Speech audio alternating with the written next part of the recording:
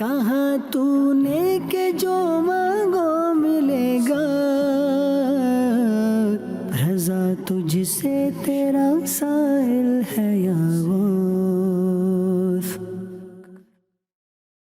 الحمد للہ رب العالمین والصلاة والسلام علی خاتم النبیین، اما بعد فاعوذ باللہ من الشیطان الرجیم، بسم اللہ الرحمن الرحیم، الصلاة والسلام علیک یا رسول اللہ وعلی آلک واصحابک یا حبیب اللہ، الصلاة والسلام علیک یا نبی اللہ وعلی آلک واصحابک یا نور اللہ۔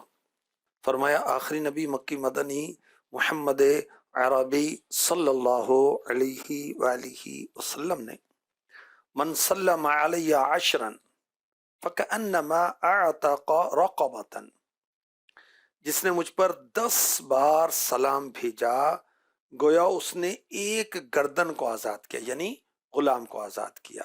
سبحان اللہ، صلو علی الحبیب صلی اللہ تعالی علی محمد۔ حضرت کفایت اللہ کافی رحمۃ اللہ علیہ پرانے بزرگ ہیں، وہ لکھتے ہیں کہا خدا نے پڑھو مومنوں نبی پہ درود، کہا خدا نے پڑھو مومنوں نبی پہ درود، بس اب ہمیں تو یہ ورد درود ہے طاعات، یعنی ہم جو درود پڑھتے ہیں یہ اللہ کا حکم پورا کرتے ہیں، کیونکہ اللہ نے فرمایا صلو علیہ وسلموا تسلیما، محبوب پر درود پڑھو اور سلام بھیجو، صلو علی الحبیب صلی اللہ تعالی علی محمد۔ آج ہم سنیں گے کہ غوث اعظم نے جو بیان فرمایا مقصد پیدائش کے ٹاپک پر، اس کے تعلق سے کچھ ہم سنیں گے۔ غوث اعظم نے ظاہری علوم، باطنی علوم، درس و تدریس، تصنیف کے ذریعے، واعظ و نصیحت کے ذریعے عام کیے، اور بڑے بڑے اجتماعات آپ کے ہوتے تھے، دور دور سے لوگ آپ کا بیان سننے آتے تھے، یہاں تک کہ آپ کے اجتماع میں بڑے بڑے علماء اور جنات بھی آتے تھے آپ کے بیان میں۔ سبحان اللہ۔ اعلیٰ حضرت شان غوث اعظم بیان کرتے ہیں، تو ہے وہ غوث کے ہر غوث ہے شیدا تیرا،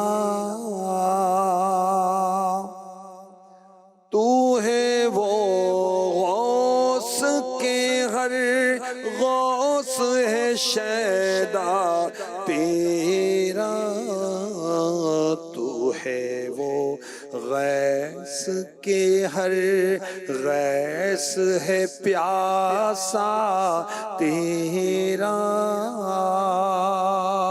سورج جگلوں کے چمکتے تھے چمک کر ڈوبے، افق نور پہ ہے مہر ہمیشہ تیرا، جو ولی قبل تھے یا بعد ہوئے یا ہوں گے، جو ولی قبل تھے یا بعد ہوئے یا ہوں گے، سب ادب رکھتے ہیں دل میں میرے آقا تیرا، سب ادب رکھتے ہیں دل میں میرے آقا تیرا۔ شیخ عبد القادر جیلانی غوث اعظم پیر دستگیر رحمت اللہ علیہ فرماتے ہیں، اے قوم تم اللہ والوں کے راستے پر چلو، تمہارا مقصد محض کھانا پینا، پہننا، نکاح کرنا، دنیا جمع کرنا نہیں ہونا چاہیے، کیونکہ دنیا جمع کرنا اور محض زندگی بسر کرنا کھانے پینے کے لیے، پہننے کے لیے، نکاح کے لیے، یہ تو ذلیل مقصد ہے، یہ تو کمتر مقصد ہے۔ تم اللہ کا دروازہ تلاش کرو، وہیں خیمہ ڈال دو۔ آفتوں کی وجہ سے اللہ پاک کے دروازے سے بھاگا نہ کرو، وہ تمہیں آفت و مرض میں مبتلا کر کے تکلیف بھیج کر اس بات پر آگاہ کرتا رہتا ہے کہ تم اسے طلب کرتے رہو۔ اللہ کے دروازے سے نہ ہٹو، تم ان لوگوں میں سے نہ بنو جو دیوانگی کرتے ہیں اور یہ نہیں جانتے کہ حق تعالیٰ ان سے کس چیز کو چاہتا ہے۔ تم عبادت کرو، اس عبادت میں اخلاص پیدا کرو۔ کیا تم نے اللہ پاک کا یہ ارشاد نہیں سنا؟ وَمَا خَلَقْتُ الْجِنَّ وَالْإِنسَ إِلَّا لِيَعْبُدُونَ، اور میں نے جن اور آدمی اسی لیے بنائے کہ میری عبادت کریں۔ سورہ ذاریات کی آیت نمبر 56۔ غوث پاک فرماتے ہیں جب تم نے اس حق کو سمجھ لیا، سچا جان لیا، پھر اللہ کی عبادت کیوں چھوڑتے ہو؟ ہر شخص جو کہ اللہ پاک کی عبادت نہیں کرتا وہ ان لوگوں میں سے ہے جو اپنی پیدائش کے مقصد کو نہیں سمجھتے کہ اللہ نے کیوں پیدا کیا۔ جو لوگ حقیقت کے راستے پر ہیں وہ جانتے ہیں کہ عبادت کے لیے پیدا کیے گئے، وہ جانتے ہیں کہ وہ مریں گے پھر زندہ کیے جائیں گے، لہذا عبادت کر کے بندگی کا ثبوت دیتے ہیں۔ زندگی آمد برائے بندگی، زندگی آمد برائے بندگی، زندگی آمد برائے بندگی، زندگی بے بندگی شرمندگی، زندگی بے بندگی شرمندگی۔ اور وہ شرمندگی جو ہے دنیا میں، نزا میں، قبر میں، قیامت میں، اللہ کی پناہ۔ تو دیکھیں غوث پاک ہمیں کس انداز سے فرما رہے ہیں، سمجھا رہے ہیں کہ اے بندہ خدا، تجھے اللہ پاک نے اپنی عبادت کے لیے پیدا کیا گیا۔ جب پیدائش کے مقصد کو سمجھ گئے بھی عبادت کیوں نہیں کرتے؟ تو یہ جو سورہ ذاریات کی آیت نمبر 56 ہم نے سنی، وہ اللہ پاک کیا ارشاد فرما رہے کہ میں نے جنات کو، انسانوں کو دنیا طلب کرنے کے لیے نہیں پیدا کیا، دنیا طلبی میں مصروف رہنے کے لیے پیدا نہیں کیا، اس لیے پیدا کیا تاکہ وہ میری عبادت کریں اور میری پہچان کریں، میری معرفت ان کو حاصل ہو۔ وہ انسان اور جنات بیکار نہیں پیدا کیے گئے، پیدائش کا مقصد اللہ کی عبادت ہے۔ ترمذی شریف کی حدیث پاک ہے، اللہ کے حبیب صلی اللہ علیہ وآلہ وسلم نے فرمایا، اللہ پاک ارشاد فرماتا ہے انسان تو میری عبادت کے لیے فارغ ہو جا، میں تیرا سینہ غنا سے بھر دوں گا، تیری محتاجی کے دروازے بند کر دوں گا، اور اگر تو ایسا نہیں کرے گا میں تیرے دونوں ہاتھ مصروفیت سے بھر دوں گا، تیری محتاجی کا دروازہ بند نہیں کروں گا۔ تو جو عبادت میں مشغول ہوتے ہیں اللہ تبارک و تعالی محتاجی کا دروازہ ان کے لیے بند کر دیتا ہے۔ اللہ اکبر۔ سورہ مؤمنون کی آیت نمبر 115 میں ارشاد ہوتا ہے افحسبتم انما خلقناکم عبثا وانکم الینا لا ترجعون۔ تو کیا تم یہ سمجھتے ہو کہ ہم نے تمہیں بیکار بنایا؟ وَأَنَّكُمْ إِلَيْنَا لَا تُرْجَعُونَ، اور تم ہماری طرف لوٹائے نہیں جاؤ گے۔ اللہ اکبر۔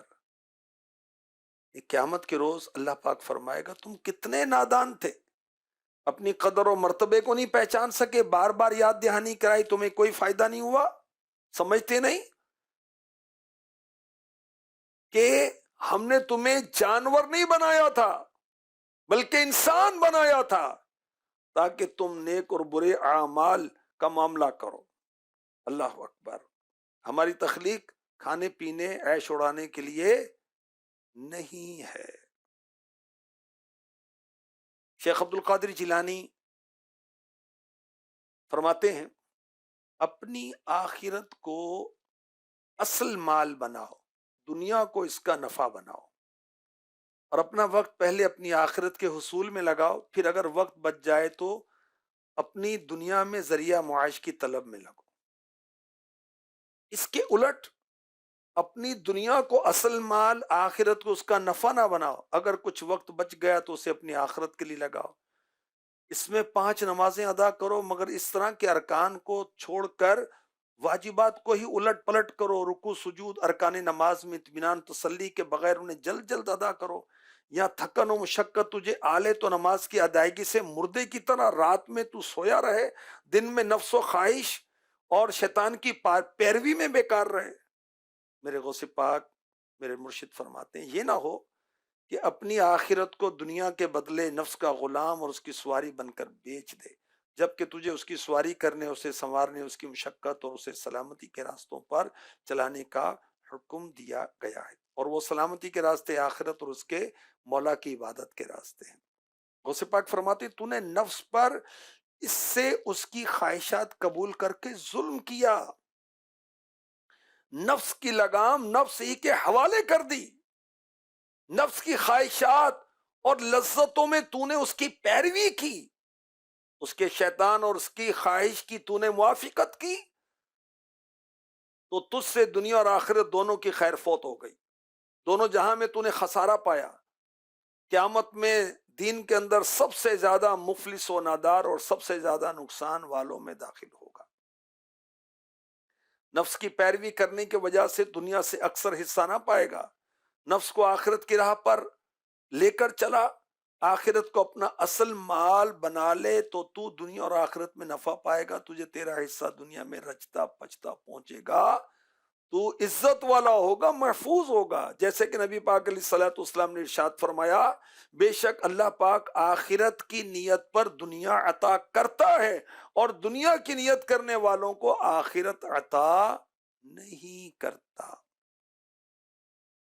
آخرت کے لیے عمل کیے گئے اللہ کے پسندیدہ اعمال جب بندہ کرتا ہے، جب اللہ پاک بندے سے محبت کرنے لگے تو ہر وہ موجود جو خاموش ہے یا بولنے والا ہے وہ بھی اس سے محبت کرنے لگتا ہے، اور خاموش چیزوں میں دنیا بھی داخل ہے۔ اللہ اکبر۔ اللہ کریم ہمیں اپنی محبت عطا فرمائے۔ قرآن کریم میں سورہ طلاق کی آیت نمبر 2 اور 3 میں ارشاد ہوتا ہے وَمَن يَتَّقِ اللَّهَ يَجْعَلْ لَهُ مَخْرَجًا وَيَرْزُقْهُ مِنْ حَيْثُ لَا يَحْتَسِبُ، اور جو اللہ سے ڈرے اللہ اس کے لیے نکلنے کا راستہ بنا دے گا اور اسے وہاں سے روزی دے گا جہاں اس کا گمان بھی نہ ہو۔ تو جو شخص تقوی کو اپنی عادت بنا لے، کسی قسم کے دباؤ میں آ کر اللہ کے ارشادات سے وہ ہٹتا نہیں ہے، استقامت سے، جوان مردی سے اللہ کے احکامات کی پابندی کرتا ہے، اللہ نے جن باتوں سے روکا ان سے رکتا ہے، تو اللہ پاک اسے وہاں سے رزق عطا فرماتا ہے جہاں سے اس کو گمان بھی نہیں ہوتا۔ اللہ اکبر۔ تو اللہ کریم ہمیں اپنی فرما برداری نصیب کرے۔ درد دل کر مجھے عطا یا رب، دے میرے درد کی دوا یا رب، بھول کر بھی نہ یاد اپنی، بھول کر بھی نہ یاد اپنی، میرے دل سے مجھے بھولا یا رب، میرے دل سے مجھے بھولا یا رب، خاک کر اپنے آستانے کی، یوں ہمیں خاک میں ملا یا رب، یوں ہمیں خاک پاک میں ملا یا رب، دے میرے درد کی دوا یا رب۔ شیخ عبد القادر جیلانی، محبوب سبحانی، غوث السمدانی، قندیل نورانی، الحسنی والحسینی رحمۃ اللہ تعالی علیہ، آپ فرماتے ہیں جب لوگوں میں سے کسی نے یہ کہا کہ جنت کی اور جو کچھ اس میں نعمتیں ہیں، جیسا کہ اللہ پاک نے سورہ زخرف کی آیت نمبر 71 میں ارشاد فرمایا، وَفِيهَا مَا تَشْتَهِيهِ الْأَنفُسُ وَتَلَوُّ الْأَعْيُنُ، اور جنت میں وہ تمام چیزیں ہوں گی جن کی ان کے دل خواہش کریں گے اور جن سے آنکھوں کی لذت ملے گی۔ بندہ کہتا ہے میں نے ان کی خبر سن لی کہ جنت کے اندر تمام چیزیں ہوں گی جس کی دل خواہش کرے، آنکھوں کو لذت ملے، اس کی قیمت کیا ہے؟ اللہ اکبر۔ غوث پاک فرماتے ہیں ہم نے اس کو جواب دیا، اللہ پاک ارشاد فرماتا ہے ان اللہ اشترى من المؤمنین انفسهم واموالهم بان لهم الجنہ، بے شک اللہ نے مسلمانوں سے ان کی جانیں، ان کے مال اس بدلے میں خرید لیے کہ ان کے لیے جنت ہے۔ تو اپنی جان اور اپنے مال کو اللہ کے سپرد کر دے، جنت تیری ہو جائے گی۔ اللہ اکبر۔ شیخ عبد القادر جیلانی کیا فرما رہے ہیں؟ تو اپنی جان کو اللہ کے سپرد کر، تو اپنے مال کو اللہ کے سپرد کر، جنت تیری ہو جائے گی۔ مفتی احمد یار خان نعیمی رحمۃ اللہ تعالی علیہ اس آیت کے تحت فرماتے ہیں ہم ہیں فانی اور عیب دار، جنت باقی اور بے عیب۔ رب کریم ہمیں جانتا ہے، اس کریم نے ہم کو ہمارے عیبوں کو جانتے ہوئے بے عیب جنت کے عوض خرید لیا، امید ہے اب ہمیں رد نہ کرے گا۔ اللہ اکبر، اللہ اکبر۔ تو اللہ کریم آخرت کی سوچ نصیب فرمائے، غوث اعظم جو ہمیں سمجھا رہے ہیں اس کی ہم تیاری کریں، اور اتنا سستا سودا ہے، مال بھی اللہ نے دیا، جان بھی اللہ نے دی ہے، اس کی راہ میں اپنی جان کو اپنے مال کو خرچ کریں تو رب کریم اپنے کرم سے ہمیں جنت عطا فرمائے گا۔ اعلیٰ حضرت فرماتے ہیں وہ تو نہایت سستا سودا بیچ رہے جنت کا، ہم مفلس کیا مول چکائیں، اپنا ہاتھ ہی خالی ہے۔ شیخ عبد القادر جیلانی غوث پاک ارشاد فرماتے ہیں قوم تم تقوی کو چھوڑ دینے سے توبہ کرو، توبہ پرہیزگاری دوا ہے، اس کا چھوڑنا بیماری ہے، تم توبہ کرو، یقیناً توبہ دوا ہے، گناہ بیماری ہے۔ ایک دن آقا علیہ الصلوۃ والسلام نے اپنے صحابہ سے فرمایا کیا میں تم کو یہ نہ بتاؤں تمہاری بیماری کیا ہے، دوا کیا ہے؟ عرض کی ضرور، ارشاد فرمائیں، فرمائے گناہ تمہاری بیماری ہے، توبہ تمہاری دوا ہے۔ اللہ اکبر۔ یہ بیمار ہوتے میڈیسن ہم لیتے ہیں نا، کبھی سیرپ پیتے ہیں، کبھی پین کلر کھاتے ہیں، کبھی ملٹی وٹامن کھاتے ہیں، کبھی انجیکشن لگواتے ہیں، اور کبھی تو آپریشن بھی کرواتے ہیں اور پیسے بھی دیتے ہیں، ڈاکٹر کا شکریہ بھی ادا کرتے ہیں۔ تو گناہوں کی بیماری لگی، اس کی دوا نہیں کرنی، اس کی ٹریٹمنٹ نہیں کروانی، اس کا علاج کیا ہے؟ توبہ، توبہ۔ اور میرے غوث پاک فرماتے ہیں توبہ ایک درخت ہے، اور ذکر کی مجلسوں میں ہمیشہ جانا اور حق کی اطاعت میں ہمیشگی اختیار کرنا، اس کو پانی دینا ہے۔ توبہ پکی کیسے ہوگی، پختہ کیسے ہوگی، اس کو تقویت کیسے ملے گی کہ ذکر کی مجلسوں میں جائیں، اللہ پاک کی فرما برداری کریں۔ تم ایمان کی زبان سے توبہ کرو، بے شک تمہیں نجات مل جائے گی۔ تم توحید و اخلاص کی زبان سے کلام کرو، بے شک تمہیں نجات مل جائے گی۔ تم اللہ پاک کی طرف سے آفتوں کے آنے کے وقت ایمان کو ہتھیار بناؤ، ایمان ہی تم کو بچانے والا ہے۔ تو توبہ کیا ہے؟ توبہ ہے درخت، اور ذکر کی مجلسیں ہیں اس کو پانی دینا، اور اللہ پاک کی فرما برداری ہمیشہ اختیار کرنا، یہ توبہ کے درخت کو پانی دینا ہے۔ تو غوث پاک ہمیں فرما رہے ہیں کہ تقوی کو چھوڑنے سے توبہ کرو.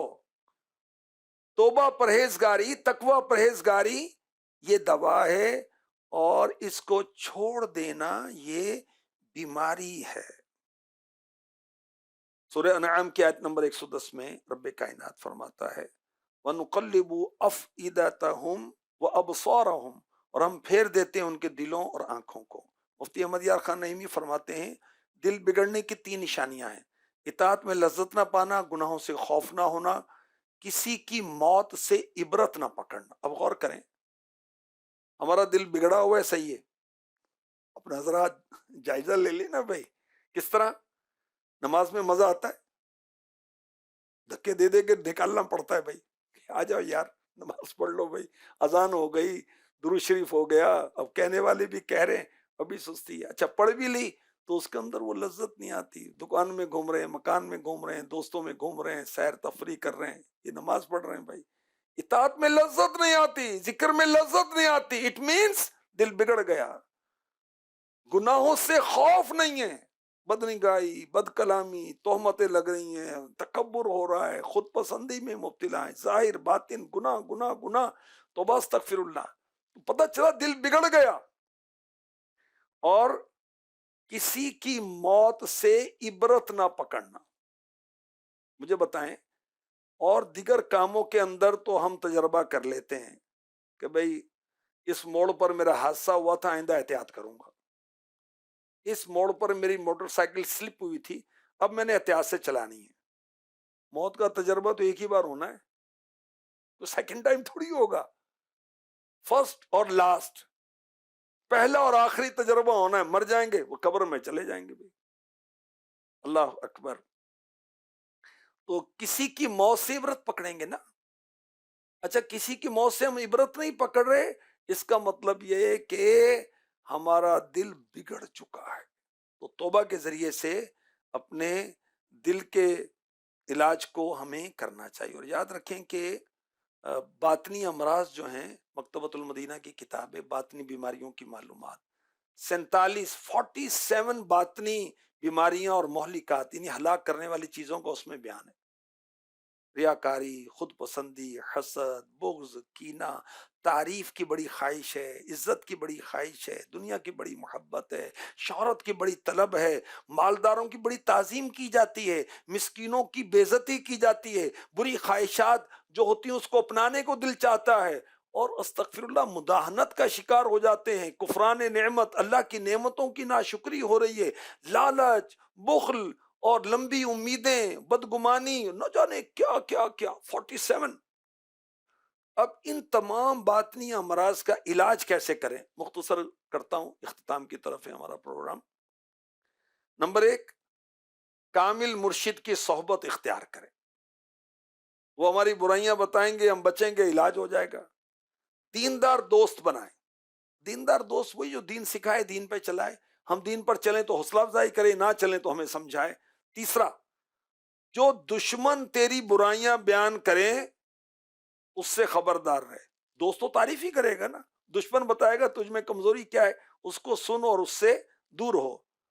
اور فرمایا کہ لوگوں کے ساتھ مل جل کر رہ اور ان میں پائے جانے والے عیب اپنی ذات میں تلاش کر. کہ کسی کے اندر عیب نظر آیا تو یار مجھ میں بھی یہ خرابی ہے، فلاں نے ڈانٹا تھا نا، معذرت میں آپ کی بات کاٹ رہا ہوں. کیوں کاٹ رہا ہے بھائی؟ بڑے رسپیکٹیبل طریقے سے بات کاٹ رہا ہے. معذرت میں آپ کی بات کاٹ رہا ہوں، کیوں کاٹ رہا ہے؟ سنت تو نہیں ہے یہ. اچھا اب ہم عبرت حاصل کریں کہ میں نے نہیں کاٹنی کسی کی بات. تو لوگوں میں جو عیب پائے جاتے ہیں اور وہ ادھر ادھر گھوم رہا ہے ایسے عجیب و غریب انداز سے، یار کیا عجیب لگ رہا ہے، میں نہیں کروں گا ایسا. تو یہ 4 باتیں امام غزالی نے بتائیں. میں ریپیٹ کرتا ہوں: کامل مرشد کی صحبت، دیندار دوست، دشمن سے عیب سن اور اس سے بچ، اور لوگوں میں جو تجھے برائیاں نظر آئیں اس سے دور ہو جا. اللہ کریم رحمت فرمائے اور ہمیں بزرگوں کے ارشادات پر عمل کی توفیق دے. محبت تو بہت کر رہے ہیں بھائی ہم بزرگوں سے، بالکل کرنی چاہیے، ان کو فالو بھی کرنا چاہیے نا. غوث پاک کی سیرت سننی چاہیے، پڑھنی چاہیے، اپنانی چاہیے، فرامین پر عمل بھی کرنا چاہیے. اللہ کریم نصیب فرمائے. کہاں تو نے کہ جو مانگو ملے گا، رضا تجھ تجھ سے تیرا سائل